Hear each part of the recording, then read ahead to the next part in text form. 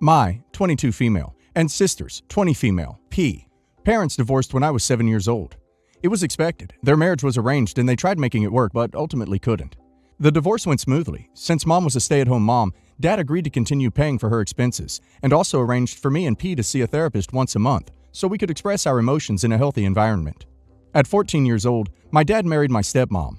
She and her daughter, L, 10 at the time, moved into his house. P hated them from the get-go, behaving like a brat whenever Dad wasn't around, and constantly making comments about L's body, race, and background. Stepmother and L were kind to P, hoping she'll eventually come around, but P wasn't interested. I tried to convince her to give them a chance, but gave up eventually. Over the years, P continued harassing stepmother and L until she got her karma when all the insults she directed at L reflected onto her. Last week at my dad's birthday party, he opened L's gift and got emotional. Inside were adoption papers. The two hugged and L had a speech about my dad being an amazing father figure, to which P scoffed. It was rude, but not unusual behavior on her end, so we ignored her and continued with the celebration. After the party, P and Dad went outside for a smoke while the rest of us went to bed. I couldn't fall asleep, so I went into the kitchen and saw Dad in the living room with a very drunk P hovering over him. It was then that I heard her say how she found it comical that L called him a good father, since he couldn't be one for her. She went off and said that if he was a good man, he would have never divorced our mom, and that thanks to his incompetence, her life was now horrible. She also said that she's informing him that if he agrees to sign the adoption papers for his fake daughter, he could lose his real one. Dad just sat there and cried. Growing up, he tried to be as involved as possible in our life, so P telling him he was horrible broke his heart. I stormed over and asked her what she thought she was doing. I yelled at her to stop blaming our parents' divorce for her being a failure. Her being miserable with life had nothing to do with our parents, and everything to do with her decisions and nasty attitude. I dragged P outside barefoot and told her she is no longer welcomed. She cried and asked to bring her phone, since it was cold outside and she was drunk. I firmly told her no. She can either walk to our mom's house or stay outside for the rest of the night. Now my entire family is arguing. Some support me, saying she had it coming, and some tell me I'm wrong for treating P that way, and to forgive her since she was drunk, jealous over not being my dad's youngest anymore. I'm starting to feel a bit bad. What P did was horrible, but leaving her outside barefoot and drunk in the middle of the night without a cell phone put her in a lot of danger. Am I the a-hole? Edit. I feel like I have to mention this. Our mother's house is 20 to 30 minutes walking distance from where my dad lives. Edit update. 1. Dad left Mom his house and moved to a new one 20 minutes away so he could be closer to us and so we wouldn't be under any stress about moving. He attended every sports game, every dance recital, and was nothing but loving towards us. No one was the favorite child, and we were all treated equally. My dad didn't choose L over P. He wasn't the perfect father, but he sure was one of the good ones. 2. P was rude even before the divorce. I have no way to explain it, but she was just born with it. If anything didn't go her way, she'd automatically resort to violence. She's been in therapy since she was 5 up until now. I've been told she is making some progress, but clearly not enough. 3. This whole incident revealed a lot of stuff P did over the years, and L is finally being brave and speaking up about it. In the past hour, L agreed to let us look through her texts with P. We found messages upon messages of P calling L racial slurs, along with threats and other unpleasant comments about her weight. This has been going on for years. We are absolutely horrified by it, and I'm amazed L didn't snap and never told anyone what was really going on. We are all ashamed we didn't realize what was happening sooner, and are doing the best we can to get L the help she deserves, despite her claiming she doesn't need it. 4. And although I agree what I did last week was wrong, and kicking P out in such a manner was a reckless thing to do, in light of recent events, I wish I did give her back her shoes by throwing them at her head. I'm going with everybody sucks here, except for stepmother and L. You because you put your sister in a dangerous situation. Your dad for not stopping P's behavior when it started. P because she's being a self-centered brat. Having said all of that, I feel awful for your dad and stepmom. I get why you did it, and I'd be tempted too. Just take safety into consideration. Everyone sucks here. I was on the side of saying not the a-hole until you refused to give her phone or shoes, forcing her to walk barefoot for 20 to 30 minutes. Your parents' divorce clearly had an effect on her, but at some point she started making her own choices. So she's definitely in the wrong, but you treating her the way you did was completely unacceptable. Not the a-hole. P was going way too far and somebody needed to put her in her place. Probably should have left her with her phone and shoes, but there was a lot going on in the heat of the moment, so not blaming you. Little backstory here. I, 28 female, have a little sister, 14 female, who we'll call Lily. who is extremely afraid of dogs.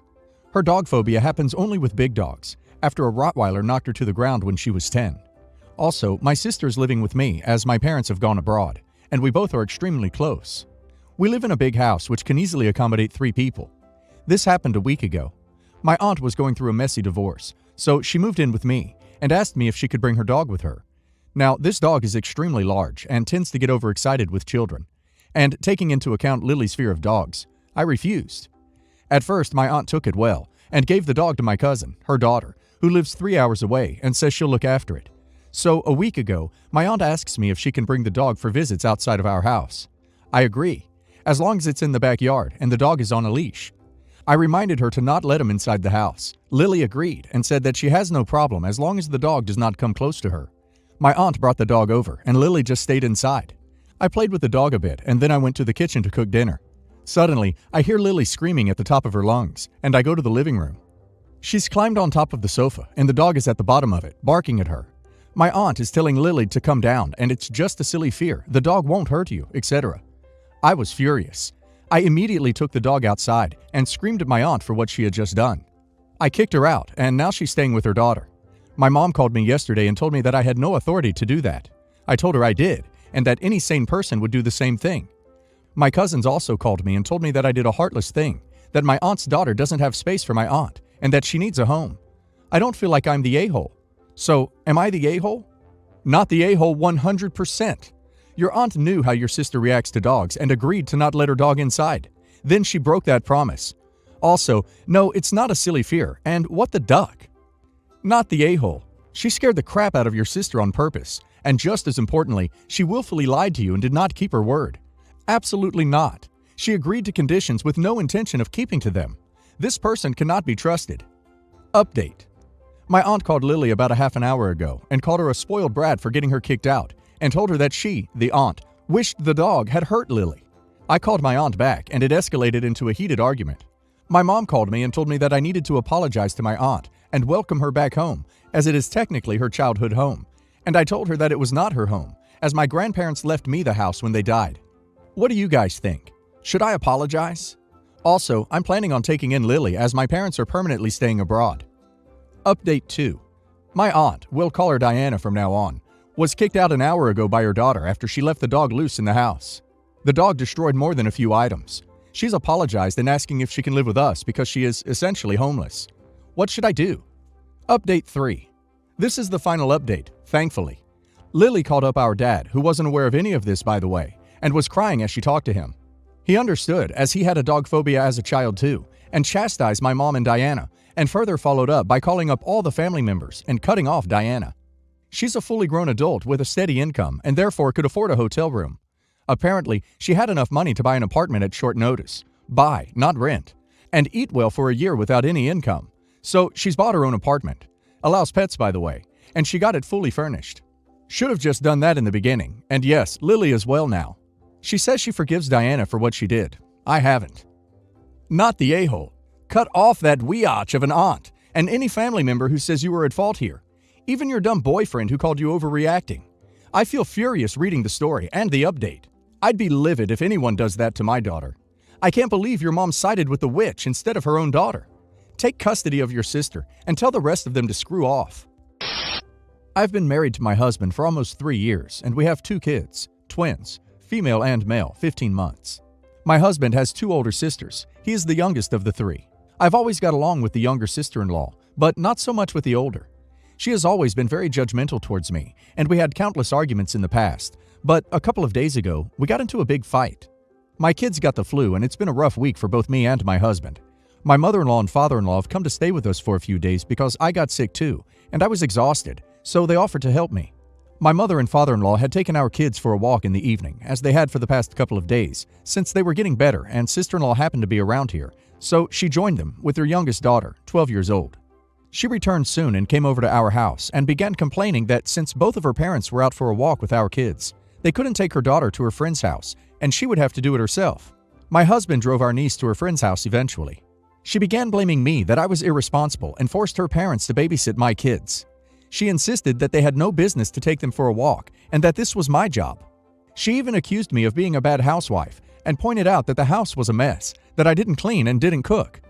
My husband defended me and said that she shouldn't be judging me about something like this because she raised 2 kids as well and she knows the struggles.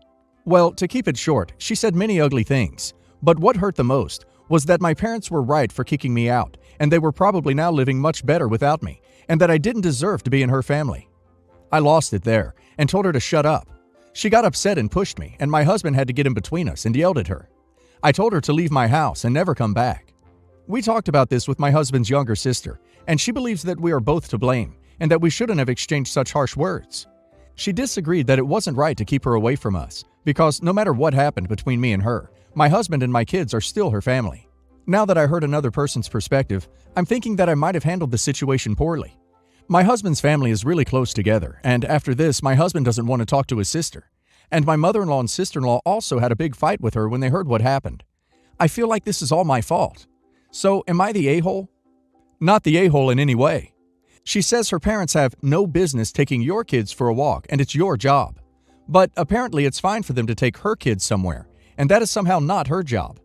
She then throws a tantrum about her parents not being able to help her because they're already helping you. And instead of just doing it herself, ends up getting your husband to do it for her.